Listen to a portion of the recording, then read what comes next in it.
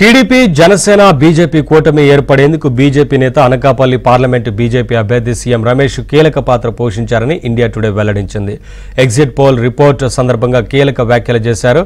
2018లో తర్వాత విడిపోయిన టీడీపీ బీజేపీలు మళ్లీ కలిసేందుకు సీఎం రమేష్ ప్రయత్నం చేసి సక్సెస్ అయ్యారన్నారు. ప్రస్తుత ఎన్నికల్లో ఆంధ్రప్రదేశ్ రాష్ట్రంలో ఎన్డీఏ కూటమికి 21 నుంచి 23 పార్లమెంటు స్థానాలు వస్తాయని, వైసీపీ 2 నుంచి 4 స్థానాలకే పరిమితం అవుతుందని ఇండియా టుడే సర్వే రిపోర్టు వెల్లడించింది. To control the ship, he was a lone army, single-handedly trying to so lead, we're told but that not CM enough Ramesh to do enough. will have an important role to play. If this is the scenario in Andhra Pradesh, he's joining us now. And one of the architects of the alliance. He was the one who pushed the BJP So used to be in the TDP, then joined the BJP, and is now joining us at this moment. Anakapalli, Lok Sabha candidate of the Bharatiya Janata Party, CM Ramesh now joins us. It seems that the YSRCP collapsing to just between 2 and